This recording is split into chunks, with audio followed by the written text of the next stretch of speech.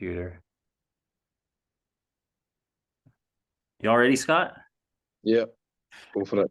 Okay. All right, folks, and welcome to another episode of the Tough Through Tender Critical Conversations podcast series. And joining me today is a man who I've met over Zoom, and I think we may have played against each other once in our hockey careers, Scott Plews. Scott, thank you so much for joining me. No problem at all. Nice to see you, Nick. Nice to see you too. How are things going up in Scotland? All good, all good. Keeping busy with work, and it's cold, which is always kind of to be expected, and rainy and wet. But no, other than that, everything's good. Family are well, which is the main thing. That's it. I'm going to get into the family stuff in a bit. And as you know, the format of this thing of this podcast is we go over 3 periods and we talk about our stories, what it was like, what happened, and what it's like now. So let's get at it and start period one. Here's the face-off, Scott. Okay, I'm in. Ready to go. Yeah, glad you're a defenseman, so you didn't really take a lot of draws, right? No, unless something was gonna kick off, maybe. Yeah. No, that would have been interesting. Scott, yeah, I know you were a guy who wouldn't mind mucking it up. And I'm wondering a little bit about, that kind of where that comes from in a man, because, I didn't mind dropping the gloves either. And I kind of can trace back some of my things to around fighting in hockey to my childhood. And I really like kind of talking to other guys who've had similar experiences on the ice as me, and get into what was it like for Scott growing up. Um, well, I was someone for getting into trouble fighting at school, and whether that runs deep back into like people would say maybe family parents breaking up and stuff, but I had a twin brother and he never got into any trouble at all. So you can run it deep back into that if you feel, but I never ever thought of it at the time.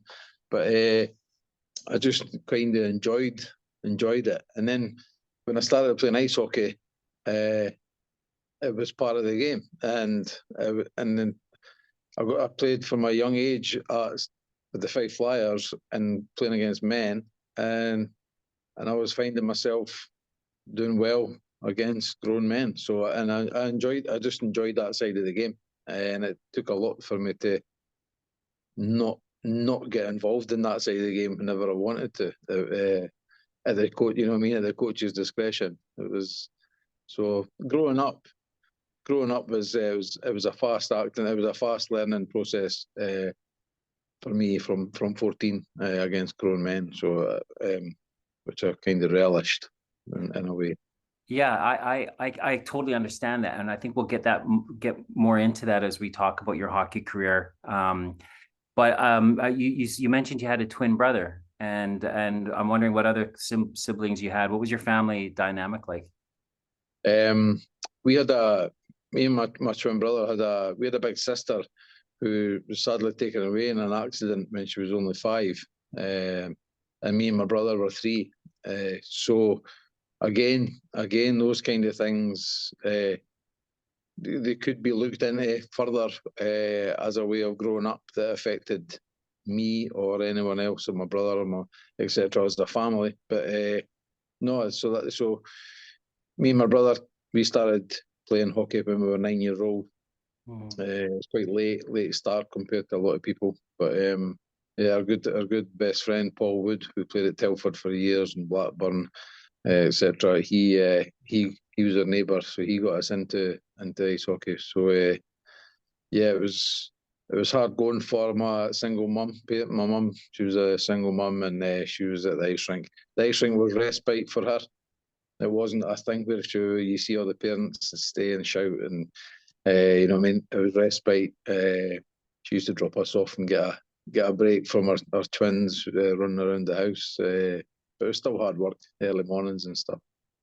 So in a way, was like I know a lot of people, especially growing up in North America, hockey becomes a bit of a vocation where It's like I want to play sports so I can make it to a professional level. So was for you and your family, was it a sport, or was like you say, was it a way of maybe dealing with that tragedy and having some community around you?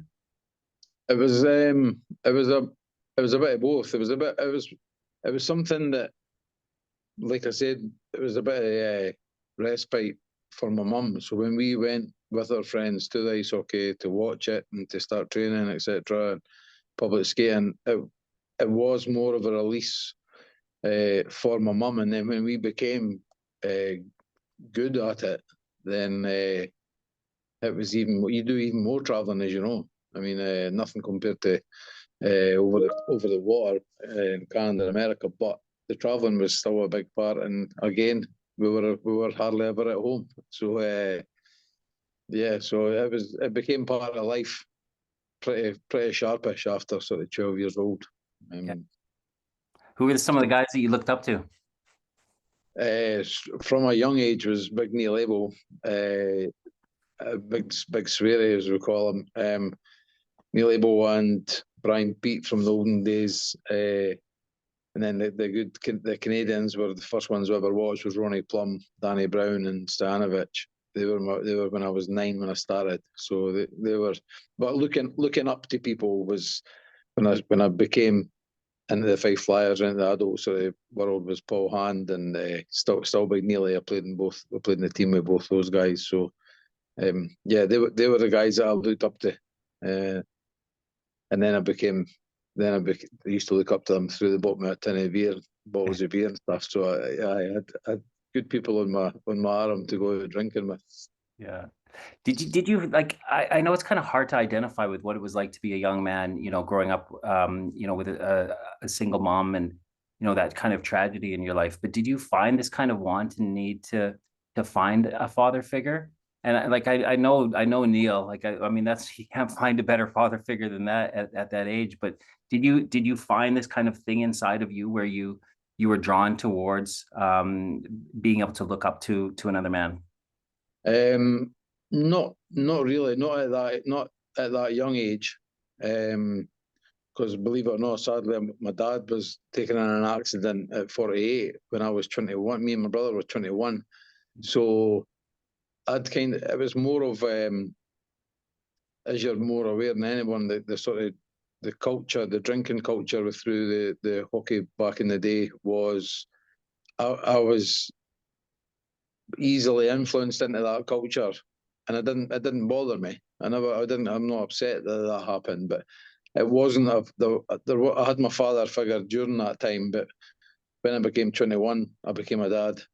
Um, my son was born the day after my dad's funeral, my oldest son. So I lost a dad and became a dad within a day, and it was kind of the father figure wasn't something that I felt I looked for because I had it. I did have it. I did have him there. So no, it's not. It was nothing like that. It was more of a. It was more of a. I feel an adult. I'm still a kid, but I feel I'm an adult, and I want to be an adult.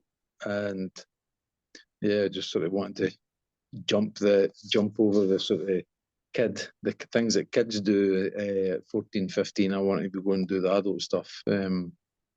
So yeah, I missed out on all the. So I imagine growing up, you were like a guy who, if someone said, have this pint, you wouldn't think like twice about drinking it, whether the consequences or not. You wanted to try to fit in, right? And I think that, yeah. What was that like? What was that like? Because I can remember like knowing that the decision I'm going to make, it's not a moral one. Like my mom and dad taught me that this is not right, but there was no in me. It was always a yes Yeah, because I didn't want to let anyone down, and I had this huge fear of not fitting in. Was that something you can identify with? yep, exact same. Even like trouble off the ice was never far away. It wasn't something that my upbringing was like absolutely 100% bang on, and even brought up to believe in religion and stuff. I don't know why. It was just it maybe was secretly an acceptance with the older people wanting to be accepted, but I had plenty of times where I could make those choices, and I would never ever make the right one. As in, no, I don't want anything. You know what I mean? I would always be 100% in there, regardless of the consequences, so to speak. And that's on the ice and off the ice as well. Yeah, what were some of those consequences off the ice? The consequences off the ice would be just trouble with the law, trouble with the police, nightclubs. You know what I mean? It was. Oh, I had as much trouble at the weekends off the ice as I did on it. Growing up, anyway, when I was younger, it was, yeah. So I know exactly what you mean regarding just the decisions were always there, but you never thought they were the wrong decision at the time. You just thought, you know what, I'll just go with this. But digging deeper, it is maybe a lot more of acceptance as well as maybe bravado and short. You know what I mean? When it comes to those subjects, drinking and trouble and stuff. You know what I mean? I like to dig a little deep. That's Aye. and I know through my own story, like say before the fights, because like I was one of the I was one of the first guys on my team to drop the gloves. In hockey when fighting still wasn't quite accepted. You were at that age, around 13, 14 years old, where it's like, don't drop your gloves yet. That's kind of something you do a little bit later on. But it was something that I remember the first fight that I got into, and everyone's jaw just dropped because the guy turtled, and I just kept wailing on his back. And and I can go further back, Scott, when I was looking at the consequences of the things that I was doing, a little bit further back to being a kid. And it was like being at school and like taking things. I would just take things that weren't mine. And I could spin webs of lies and deceit where like I almost I believed my lies, you know? Mm. And I found out that it was because I had no power in my life, I'd had some trauma growing up. I'd seen some things that I shouldn't see, as a 4, 5, 6-year-old kid. You shouldn't see the things that I saw. And it created a real fear in me. I was a real scared kid. And to deal with these fears, I found that stealing was something that gave me some kind of power. Like even though, let's say I had $1 in my pocket and I saw $1 in your pocket in the changing room, I'd want your dollar, even though I already had one. Mm. So, but it was this thing because it gave me some kind of power. So before the fights started with you in the nightclubs and on the ice, were there things where you sought out power in some ways? Um, not that I can, not that I could really think of any situations like that. Maybe, nah, I'm trying to think of maybe with the when I became the sort of fighting things, because I was, like I said, I wasn't into. I mean, I'd stole stuff. I'd been caught by the police in shops on doing things on a few occasions and stuff. That was always there, but I've never ever Like what thought of stuff? it. What stuff were you stealing? I was just it was just stationery and you know what I mean. Just what it was this very very small sort of time thing. You know what I mean? So there was no. I never ever looked for that you're talking about, that position. But the trouble, the being the sort of the tough guy around my friends and school from a young age might have been that power thing that. But I was never ever a bully. I always stuck up for people. I was always getting into trouble sticking up for people. Always, all my days, right through to adulthood, right through, always sticking up for people. I was never a bully, so I never Why did you craved want? any power. Why did you want to stick up for people? I don't know. I still do. I still do, and I don't know why. Um, Maybe because I can't speak up for people. You know what I mean? I can't talk maybe in a way that would talk people out of trouble, or talk, you know what I mean, or help people. I can help people emotionally, but maybe maybe in the heat of the moment, talking was something that I couldn't manage. So yeah, it was along those lines more than anything else. So if you stuck up for somebody, how would that make you feel? Yeah, I mean, it would make you feel good. It would make you feel good, and yeah, like I was always brought up, the fighting's not the answer, and it still isn't, and that's how I brought my kids up. But during my growing up was it made you feel that was how you put over to your friends that you're there for them more physically, but it's probably emotionally that they require it. But if they're thinking that I'm there, then it's a start. You know what I mean? It's a stepping stone. But yeah, I'm sure if at a young age I was taken aside and discussed by someone that in the know, some form of professionalism, my life would have been different. Whether it'd be better or worse, I don't know, but it would have been different. Yeah. Do you feel that you had, apart from having a twin brother, did you have guys that would stand up for you?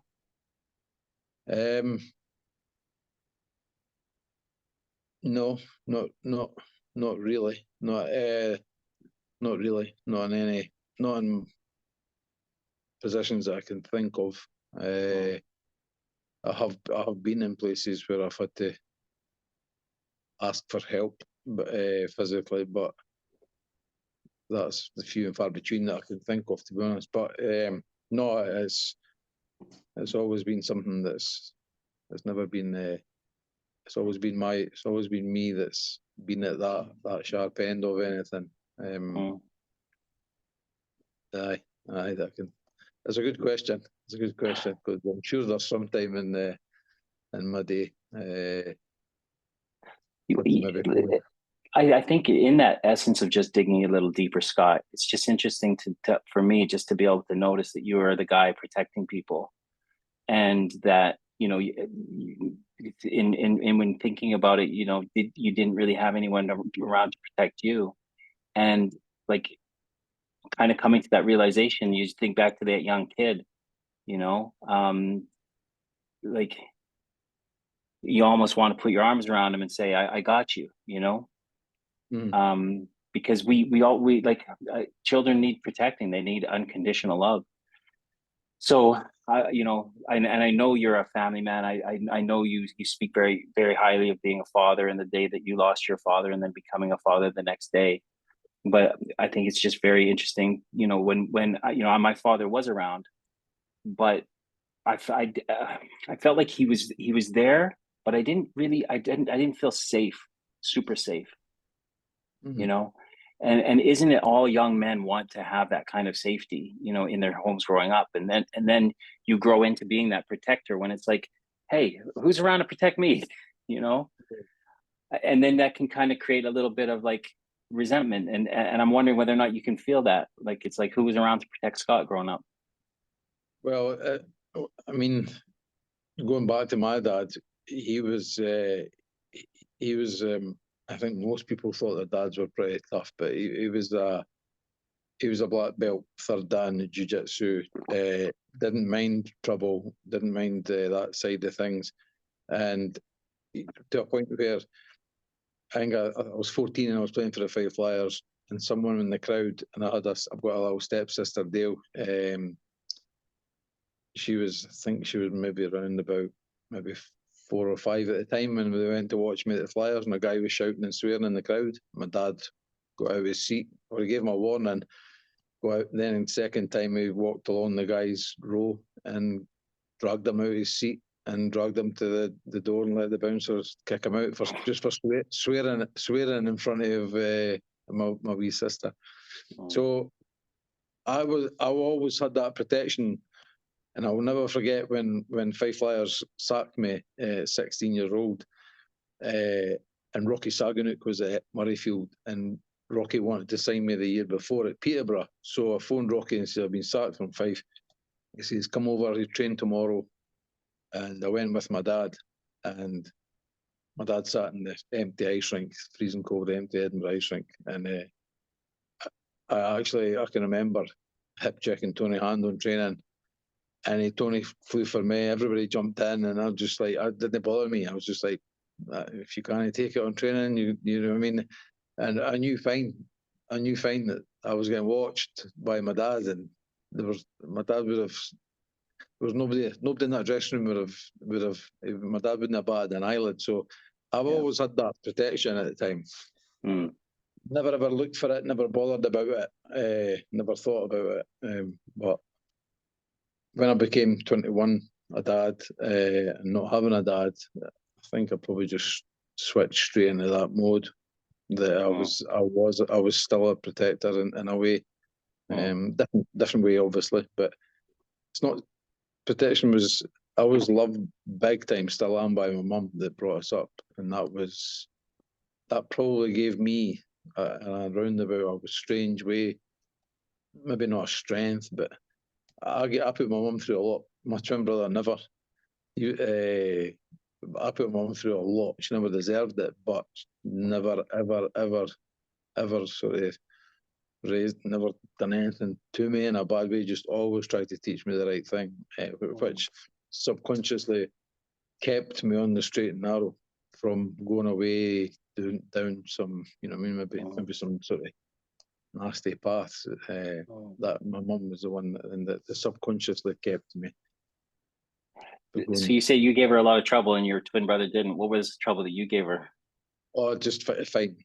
Trouble, fighting. Yeah. I just police at the door, suspended for school. Always got suspended for school for fighting. That it was always that. Police were at the door sometimes for stealing. Police would come to the door, breaking in. I broke in at school when I was young, stuff like that. So yeah, that was the side of my life that I gave my mum the trouble, but it was never. It was quite petty. Like maybe drinking in the streets and stuff like that. It was petty. It was never really bad. But so sorry, your brother? My brother, he's I mean, he's probably the nicest guy anyone's ever met. I've never had a person say a bad word about him in their life, but yeah, he's kept that through his entire life. He wasn't good when he was young and then became the opposite. He's kept that. So yeah. Yeah, that sounds good. I'd like to meet him. But you're a great guy too. But and I identify with so much of the things that you're talking about. And now let's get into those times that you start playing hockey and you're hanging out with guys like Neil Abel and eventually the Hands and all those. I mean, there's just the names are endless with regards to Scottish ice hockey players. And what was that like growing up playing hockey in Scotland and having a role on a team? It was amazing. It was good. It was amazing. Like I said, I was still at school when I joined those guys, and Paul Hand gave me my first tin of lagers. He shouted me up from the front of the bus. I was sitting with Jack Dryborough at the front of the bus, and Paul shouted me up, and I was like, "I'm not going anywhere up there."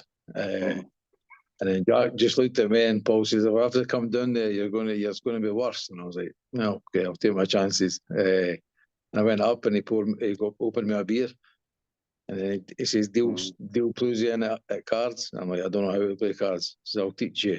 So I was literally 14 years old, and I sat there with Paul Hand, Neil Abel, Craig Dixon, and I was in my element.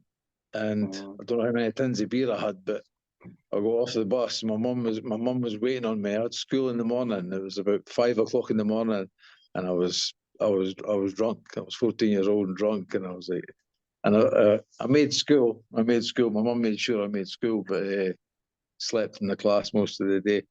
So that was my very first weekend with the Five Flyers, and it kind of. I don't know how different it would have been, because if it would never happened then, it would have happened the week after, because that was my mindset of ice hockey and the type of sport it was. You know what I mean? But and a short period at the Fife Flyers, I went over to Murrayfield, and I was playing the same team as Tony Hand and Paul, Mike Ware, Roger Hunt, guys that are like you would read about in Ice Hockey News Review. You know what I mean? So I was like, yeah. So Scotland was good. It was always busy, but your away trips were the highlights of your growing up. For more reasons, for more than one reason, just hockey. But yeah, it was good. And that's the end of the first period. We'll stop that there. It's over 20 minutes. Scott, I'm interested to know. I asked this about all hockey players. Is what was your routine in between period breaks? I've maybe not so much between the periods, but my superstitions became OCDs very, very quickly when I was young, and I would still have the same. The way I put my kit on, everything, the way my skates were tied, the way I take my stick, how I stretched, where I stretched, when I stretched, what parts of the goals I would touch with my stick. Oh. It was an obsession that I knew it was there, and that I just tried to make sure that it never bothered me. But some guys I knew that I played with, and then I would go away to a different team, or they would try and disrupt. They knew how OCD I was, and they would try and disrupt that. Literally try and disrupt it, and I would be, you know what I mean? I would be raging. Yeah. I would, they'd be friends of mine. They wouldn't be, because I wouldn't go after them, but they were trying to disrupt it. But between periods wasn't something that I had no. I just kind of. Yeah, I just kind of sort of enjoyed the sort of between periods, take my stick, kind of listen to the coach, and that was it. But pre-game was quite. It wasn't daunting. That was not the right word, but I just knew that this is me from pre-game food. You know what I mean? It was pre-game food was like, right, have that at that time. I knew that that's me. I've started. What a game tonight? That's me. I do this, I do that, and then even my wife started noticing when I'd become grumpy. You know what I mean? It's like, oh, game day. Don't bring your game day. Don't bring it to my table. You know what I mean? It's like, Yeah. So yeah, but yeah. Okay, I like that. Maybe one day I'll find out more of some of the little things that you did. But now it's time to start our second period. And I'm thinking about how you've talked about your father and how you've talked about the teammates that you had growing up, and your father being a very powerful man who was physically not scared of anybody, and then you growing into this role as being a protector as well. And in the sport of the culture of hockey, it's a very resilient, tough sport. Where there are ideas of what it's like to be a man, real men type stuff. So what are the lessons that you're learning about, a young, like a teenager becoming a hockey player? It's even a tradition of being invited in the back of the bus and playing cards with the senior players. What are the values that you're learning? What are the things that you're learning that are molding you into becoming a young man? It was quite. I went in the sort of seniority thing. When you talked about earlier, I went down to Telford to live with a friend of yours, Dino and Dean Edmiston. When I went down there to live with Dean, and we had the bus trip, I was immediately. There was guys older than me getting, literally being, what's the word? Initiated. Initiated, that's the word. You know what I mean? And I clicked on, and I was like, nope, I'm nobody's. I mean, I'm initiating guys at 18 years old, and I'm 18 years old, and me and Mark Pallister are just sharing beers at the bar in the bus, and I'm like, and I knew exactly why, and it wasn't because of ice hockey ability, or it was just how I was as a or people looked upon me as I knew straight away. I says, no, nobody's initiating me because there's I would say scared. They're not scared. They just know that I wouldn't just sit back and say, yeah, let's be initiated. I had an eyebrow shaved when I was 14, and that was it, because everybody else got everything shaved. I says, I'll let you do my eyebrow. That was it. So yeah, I clicked on straight away why. But again, I was never an initiator where I was a bully. It was fun. It was more a fun thing. I always never seen things go too far. Never part of it. Whether you believe it or not, it was just yeah. There was things I've seen things go too far, as you probably have yourself. But so becoming older, not very many people know, but I actually stopped playing when I was only 23 to become a salesman and get a proper job, because I had a family, I had a son. So my full professional career was quite short lived. I mean, I played for quite a few years when I got older. I went back to help guys out, but I was growing up pretty quick, as I become a dad at 21. So I was always in the mindset that I wouldn't play ice hockey all my days because it became a dad. So yeah, those decisions were made quite quick. But I was never scared of anything or anyone or any situation. And I went in there, you know what I mean? I never had, and ice hockey would have played a big part in that. Ice hockey would have made me a sort of fearless in a way that, whether it be physically or emotionally or whatever, I was never ever. Ice hockey probably made me that type of person where you had a lot of belief. So what would the values be? Like, we talk about grafting. That was one of the guys that was on the other day is talking about the word grafting and just being a grafter and working hard and what that meant how he learned that from his family, and just like showing up and putting in all the effort that you've got. And that really enabled him to fill his role, as that everyone knew this guy was going to leave it out on the ice or training or off ice or whatever, just 100% effort. So, I mean, it's something that I learned too, like getting off the bus after playing a horrible game and then getting bag skated at like 11:30 or 12 o'clock at night, just doing the boards until people puke. I mean, a lot of people would say that that's abuse now. And I can't help but think it built some kind of resilience, and where I really remember is in bonding with the other guys, like that resiliency and that ability to show up for other men was something that I'll never forget. And I think at the core, that was the biggest value that I learned playing hockey, was showing up for somebody else. Yeah. Is that something that you learned as well? And how would you be able to explain that in your words? I could totally agree with what your mindset, that hard work came with your attitude of, you knew you had to be a hard worker to actually kind of stay in the team, maybe, because if you slacked, there's plenty of teams out there that the guys would just say, well, you know what I mean, you're not pulling your weight, kind of thing. So you were always in that mindset. But being a grafter was, and all my kids are the exact same, and it'll get you. And I've taught them that whether it's mentally or physically, if you never ever give up at what you want to do, or it might not be what you want to do in the long run, but I mean, ice hockey, if I'd sat back and thought, I'm not going to do this for the next 20 years, I'll just enjoy it for 3 or 4, I wouldn't have been the same.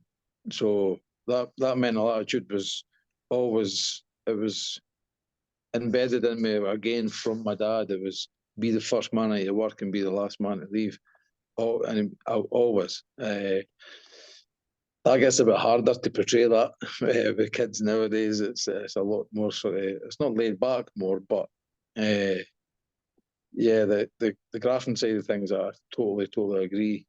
Ice hockey does bring that out and you don't want to let people down. if there's people counting on you, more your teammates than your coach. You know what I mean? Your coach was there to do what he'd done, but it was a teammate thing. And that, again, that goes right down to being off the ice as well. Even getting into trouble, in pubs and clubs and stuff. It was, you always had the attitude that you were always there for your mates, kind of thing. And hockey was, like you said, hockey played a big part in that. You said these words, not letting other guys down. And it feels to me like that's part of a thread of your life, is that you just have this thing that Scott Plews as a man, whether it's on the ice or in a nightclub or in any environment, doesn't want to let anyone down. Is that true? Yeah. Even in my work, no matter if work itself, if it becomes, it's such an easy thing to walk away from. Or a problem, not your entire work, but a problem within your work. It's easy just to say, not me, and then think of the person who I work for, or not the overall company, but my immediate boss. And you're like, no, I'm not going to let him down, because he's given me that type of. He's not a boss. He's bossed me in a way that he feels gets the best out of me. And part of that makes me say, you know what, I'm not going to let him down. I'm going to get through this. I'm going to do that, and it's still the same. Yeah, definitely. Have you ever let anyone down? I would say, yeah. That's yeah. I could probably narrow that down to the specific times. You know what I mean? And that's mainly not physically. You know what I mean? It's what would be an emotional letdown, as in maybe not doing the right thing, or not doing the right by someone. But no, the physical grafting side was. I've never let anybody down that side that way. So yeah, I do. That's, and they, like I said, I can narrow it down so much that they stick by me, they stick with me. But they're learning curves as well, so I learned from them. You know what I mean? You mentioned maybe you let down someone emotionally. So like, how would that have looked like? I mean, how it would have looked, as in what way? What happened? Like literally what happened. No, it's more of my private life, as in relationships, that type of thing. And that's probably been a more selfish person than thinking you're looking after number one. Whereas really number one's kind of okay. You know, I just got to look after number two kind of thing. But that's happened a couple of times throughout my life where I've let people down that way. But in the long run, my own self was at the forefront of it, in a selfish way. But yeah, so it's a relationship thing. But where I am today is where I would want to be, in a way that what I've done I feels right in the past. But you know what I mean, it's that. Yeah, so the emotional side of things, I've learned from what I've understood I've done wrong. But no, the physical side's always been, it's always been easier to handle. You're definitely one of those guys that they always use the war terminology. Like, this is a guy I'd go to war with. I can just tell that you're a guy, like, you'd be in the trenches with, and Scott would be not only right beside you but probably in front of you, taking shots and stuff. And does it get tiring? Did it get tiring? I wouldn't say tiring. No, it gets so it actually gets harder work to walk away for things.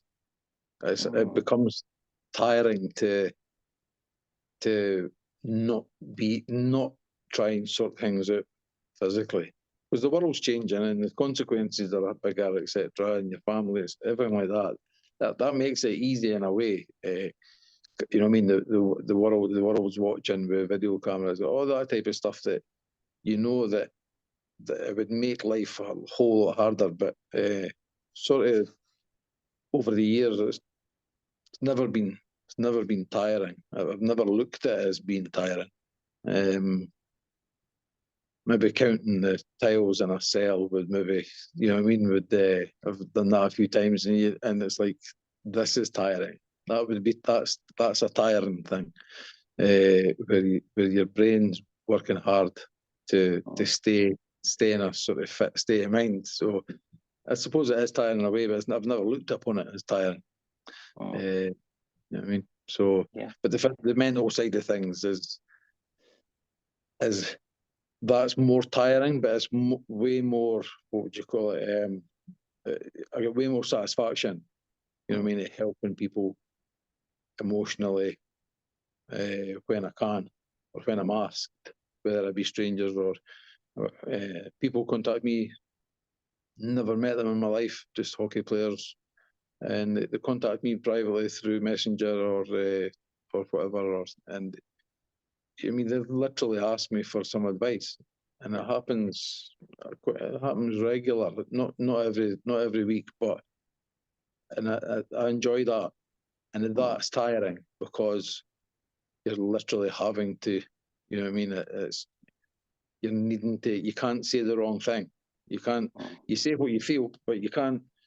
You understand the position that you're in, that you're going to have to give someone proper advice, and you can't just, you know what I mean, you can't just say, well, just buck your ideas up, just go for it. I mean, I know you say it wasn't tiring, but there was a time a few years ago where you were in your car and Scott Plews broke down. Yeah, you had a breakdown, which again is the emotional side. The tiring side was the emotional side. Explain what that day was like for us. I mean, it wasn't just one day. There was one of many. I became a salesman when I was 23, or maybe even 22. But I stopped playing hockey when I was 23, and I became really good at it very, very quickly. And I had a kid to go home to, and I was earning good money as a salesman, and I was still playing hockey at the time, but yeah, it was just a kind of I don't know. I had a lot. I had everything. I had I mean, a nice young family and a good job, but I was just I never knew at the time, but I was suffering from depression, and it was just such a nobody. I had nobody. Not that I knew, and at the time I didn't think I had anyone to turn to, which was a big thing. Because as if you've already touched on, it was always the person helping in some way. And there's people that were probably close to me that I knew would probably help, but I never went to them or asked, or and I thought that was tough. That was a tough thing. Yeah, and I mean, one day my neighbour had something broke out of my neck, and he was a dietitian, and my neighbour, and he was talking about me, and he says, "Are you stressed?" And I looked at him, I was like, "What are you asking me if I'm stressed for?" He says, "What's that mark on your neck?" I was like, "Yeah, it just come up a few weeks ago, and it's not going away." He says, "That's stress." I was like, "Because you stressed at work?" I goes, "Yes." And he was like, "Well, you need to start taking care of yourself, start taking care of your diet." And I was like, Jesus. And you know what I mean? I was like, I knew, because I kept everything in, still do so a lot of the time. But so yeah,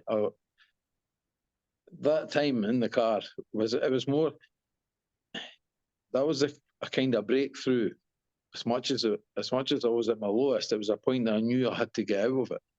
In a way, it was a tough. You know what I mean? If you understand, it's like I broke down, but I was like, because I know that I can't keep going the way I'm going, so I need to do something about it. So yeah, it was, and I always wanted to make sure that people know that somebody's there. There's so much help nowadays, so much, as you're aware.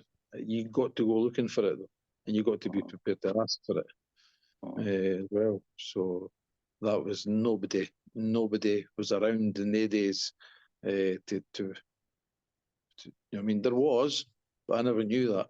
You know what I mean? If you know what I mean, it's that at that time it was quite tough. What did you do to ask for help? I never really asked for help. I made decisions myself. And one was change of job, get out of the sales environment. But that night I never. This happened years after when I changed my job. But that night was more of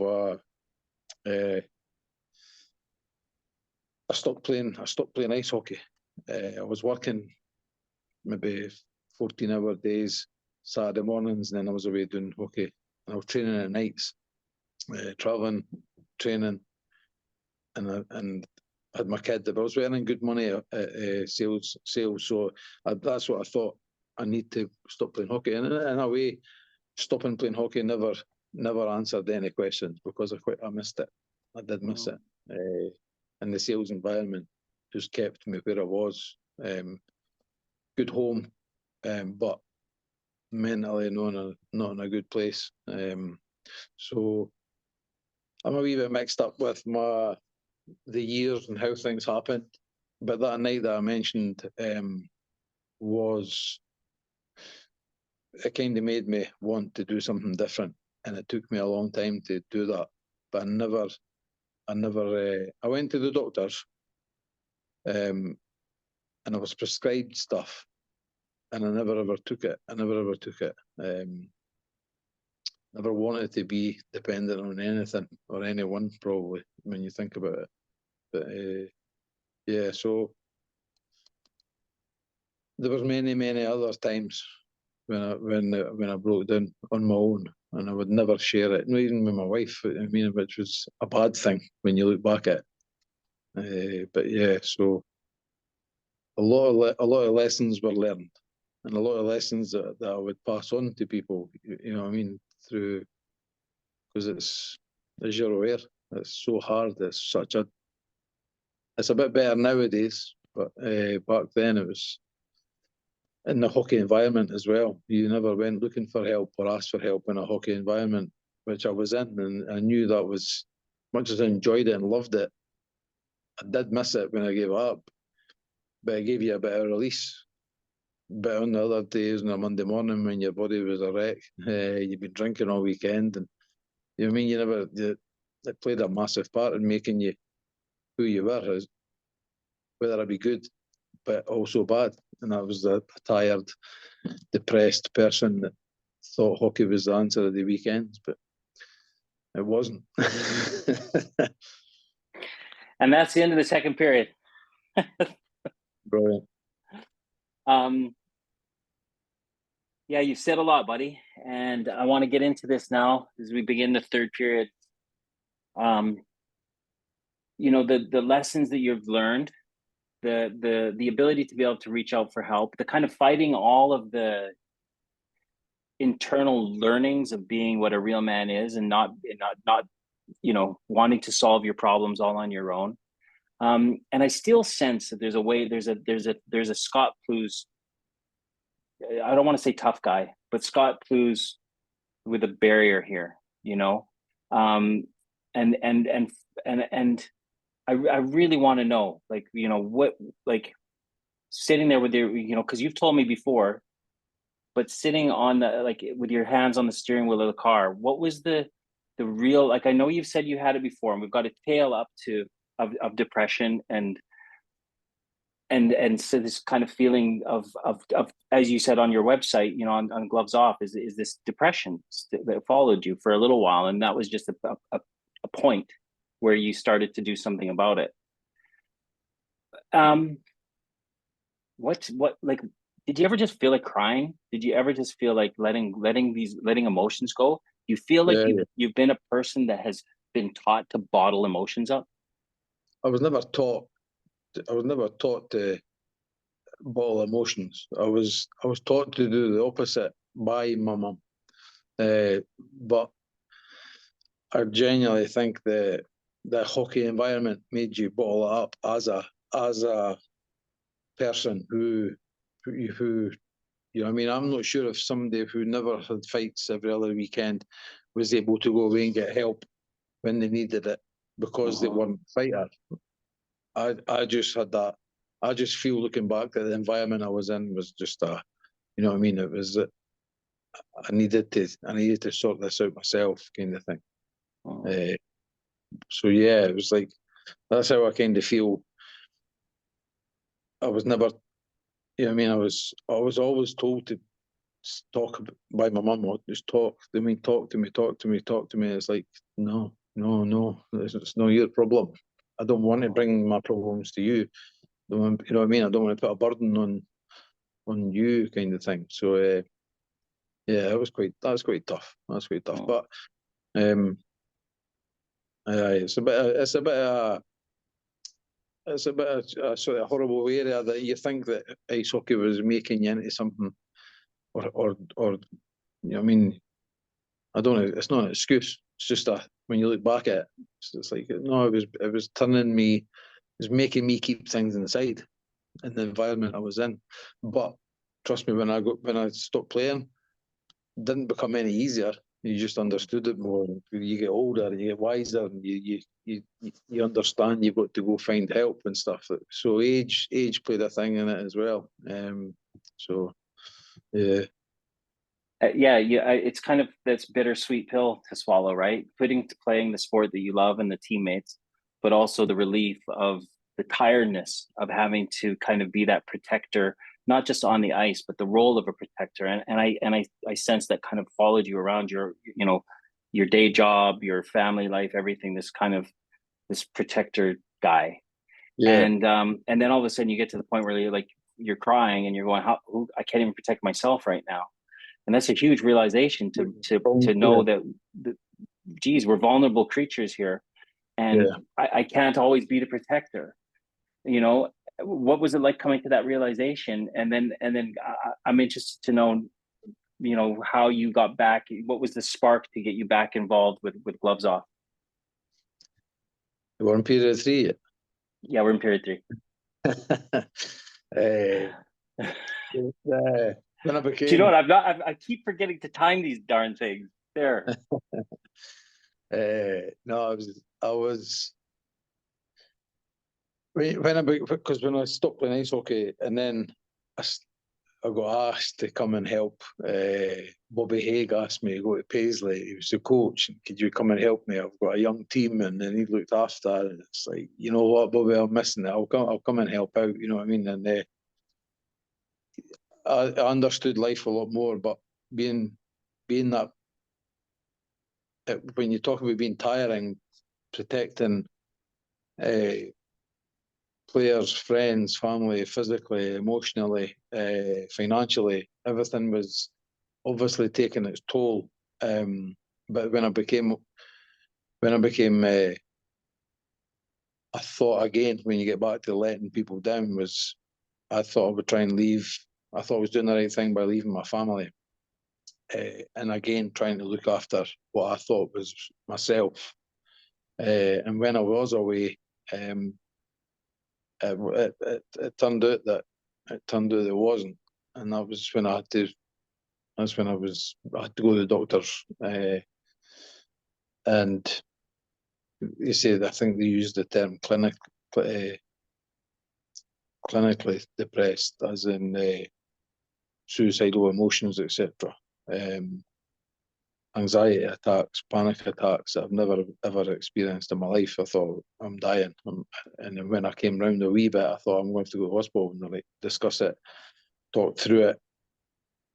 It was a panic attack. Scott, you had them before, and I'm like, never in my life. And then I had another one, maybe 3 or 4 months after that, and I thought, that's not a panic attack. I'm having a heart attack. It's the exact same as the first time. I was like, whether I've had one before, drive myself to the hospital. And then it was like, I need help. I need to get help. And through me and my wife were apart for 18 months. We never ever became unfriendly. It was always about the kids and stuff. And at just that time apart, I knew that it was time to. I couldn't function properly away for what I'd, you know what I mean, my family. So I had to make decisions, but I had to get better as well. And I got sent. I went private. I went private to a psychologist, and that was where I actually reiterate a lot of what I learned to anyone that would, if they're needing my advice, and it's all stuff that I learned throughout. And I learned that I'll never, what I went through or what I think or what I believe will never ever go away. You just learn how to deal with it. You just learn how to adjust or understand why you're thinking the way you're thinking and stuff. There's, yeah, I reiterate a lot of what I learned. So during that, I thought I'd become a joiner as well. Stopped being a sales manager, and I went from amazing money to £14,000 a year as a first year adult apprentice, as an apprenticeship as a joiner. And I thought that would be, it helped, but then there's the financial burden. Oh, it was a tough area, but I'm now off the tools with the same company, supervising, which again brings stress and stuff, but I understand it a lot more. But during that time I started Gloves Off, and it's still filtering away in the background. It's a busy time of year just now, but it took a lot out of me because I do everything myself, absolutely everything, printing, the whole shoot match, everything just on my own. And it got a wee bit, it was kind of going somewhere, and then it needed more and I couldn't give it more.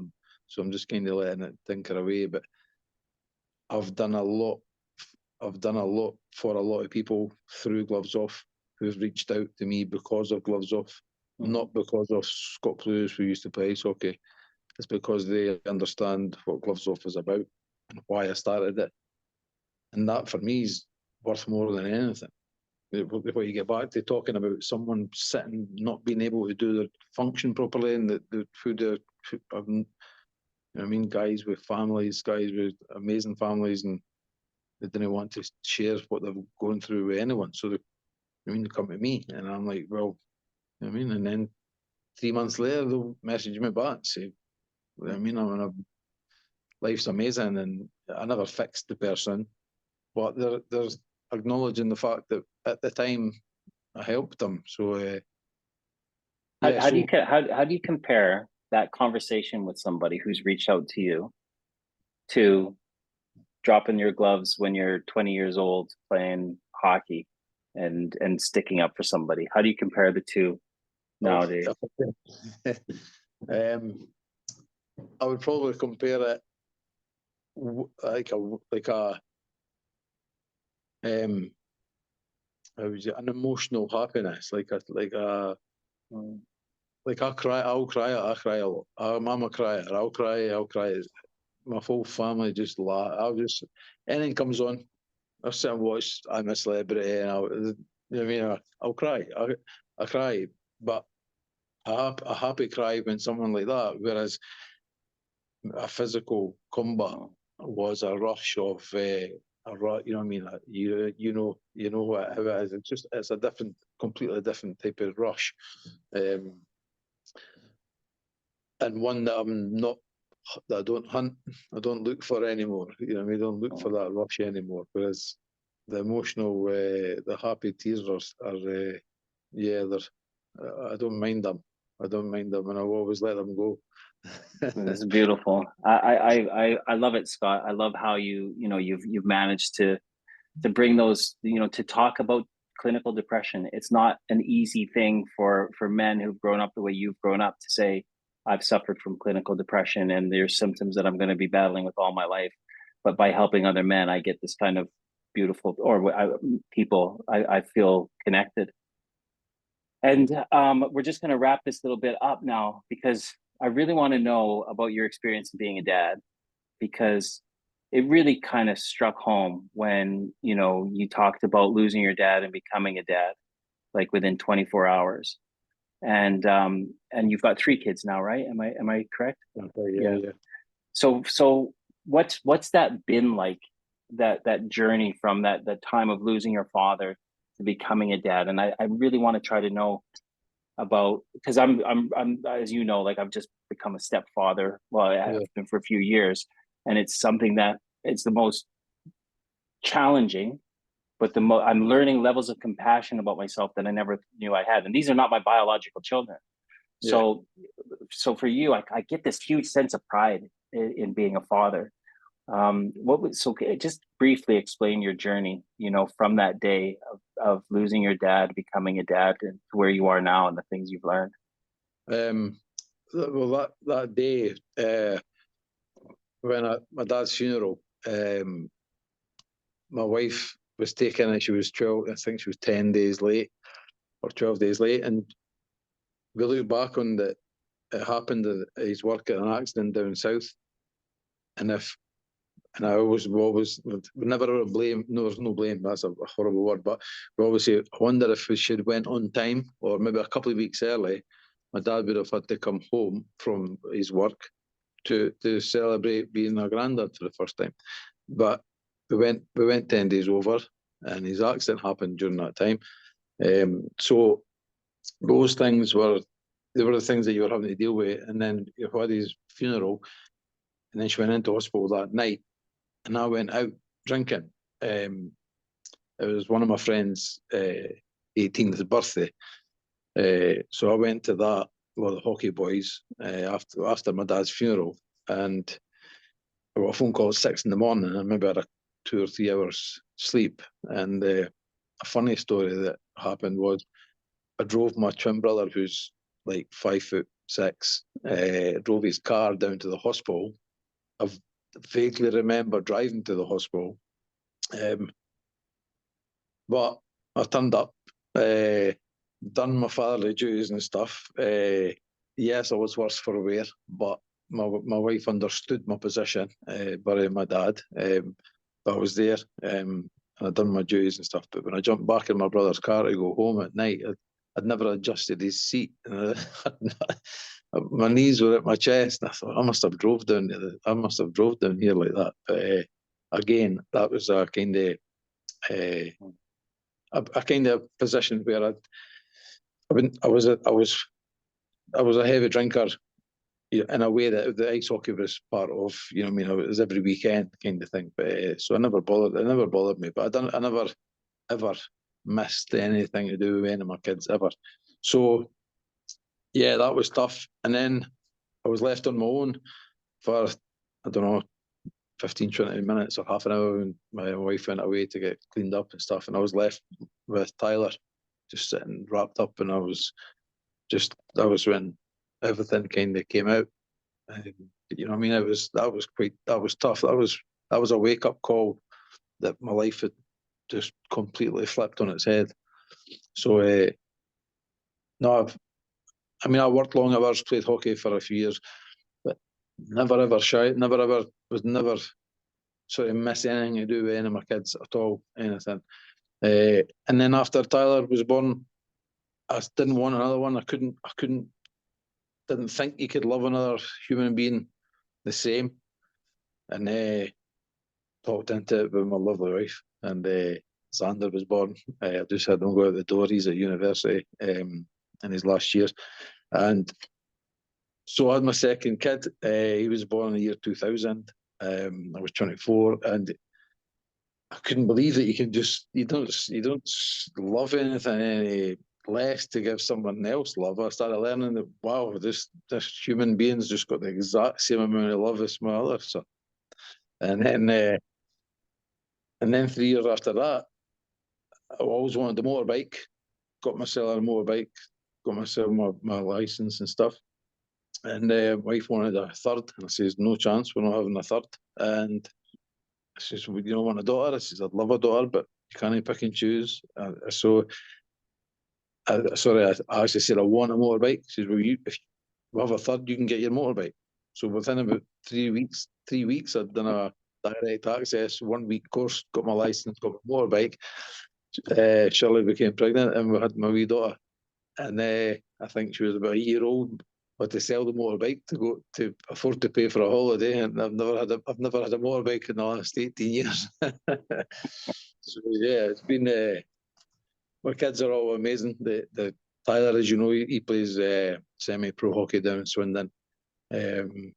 He's got the grafting. He's got the grafting. He works with turned out a good friend. He has a supporter who does the windows and doors and stuff. And he Bundy Taylor. I don't know if you ever remember Bundy Taylor. But anyway, he was an ex-Swindon Wildcat. So Tyler works with him during the day, puts a shift in.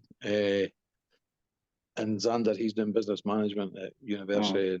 My daughter's she's 19 and she's doing a full-time college thing, but she's also doing a full-time job as a gymnastics instructor. So they're well on their way, but what me and their mum have been through is enough, and what we're doing now and how we are just now. And we had them young, which helps. As you're just made out, said to me at 50, turning 52, and you've got your 3-step kids keeping you young. We're going out and doing things that we couldn't do when we were in our early 20s. So yeah, but what we've been through is it's a good learning curve for teaching our kids lessons and through experience. So yeah, family is amazing. It is, and it's a good way to end the third period. Family's amazing. Not one fight through this entire game. Well, dude, we're gonna go to overtime, okay? Let's go to overtime. And I want to talk about, let's just say you had another kid, okay? You had another kid, and that kid came out. Describe the love for that kid. Describe that love for a fourth kid. Or for your first child, just describe that love that you felt for that child. Hopeless little child that needs all of your love, all of your protection. Yeah. You try to make me cry here, Nick. No. It would go back to what we've been speaking about a lot, and that's just you just feel this human that you'll never ever let down. You know what I mean? Ever, in any way, whether you have to, I mean, hook or by crook, I'll provide, and it's yeah, that's and that's never changed for the day they're born to when they walk through the door. You know what I mean? Or I never ever said I love you to my dad ever, and when he was passed away in an accident, the kids would never ever leave each other's company without saying it, because you never know, it might be the last time you ever see them. So yeah, it's an unconditional love that you feel, because without that love, that child won't survive. No, as I'm sure you're aware of, that we've learned that as well, that they must make all their own mistakes, but that's an unconditional love that will give them a strength or a belief that, I mean, it's like when my dad sat up in the crowd, the empty seat, and I went for my first training session with Murrayfield Racers. I had a belief that somebody was there, physically or emotionally, or that's how I feel. Describe what love means to you? What does love mean to you, specifically with regards? What does love mean to you?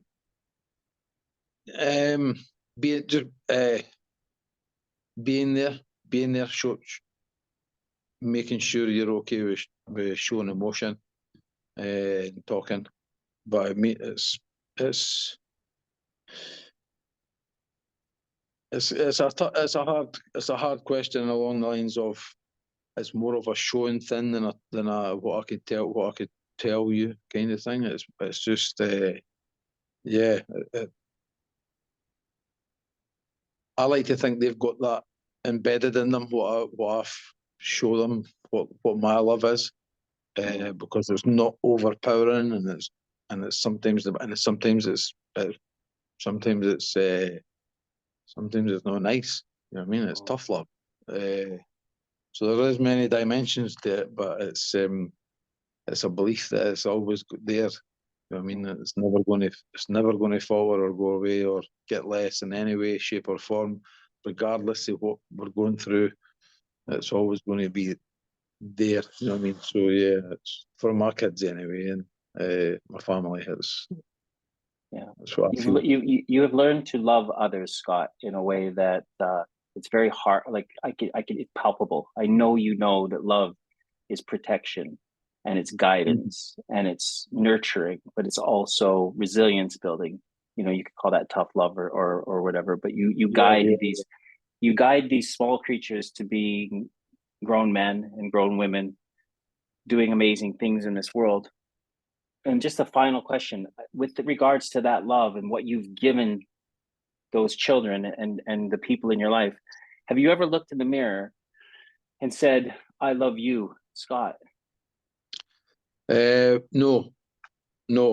I've done stuff to make myself understand that I love myself in a way. Put myself first. Nobody in the world means more to me than me. And I'll portray that to anyone that, and I tell I've had close talks with my friends that no matter what you want to do, if my friend is away from me, he's away from these kids' mum, and she's doing this, she's doing that, and I was like, well, you need to look after you, and that's how I do with myself. I maybe should look at myself and maybe do that or try it, but I understand where I am, and I understand how to help myself emotionally, and loving myself is a huge thing, because if I'm at my peak, then everyone else gets me at my peak, and that's how I work. That's how I try and tell my friends is be at your best, and the people around you, they'll get that person as well. If you don't look after yourself and your mind's not in the right place, the people around about you will get that as well. They'll get the same. So yeah, Have you ever said that you're proud of yourself?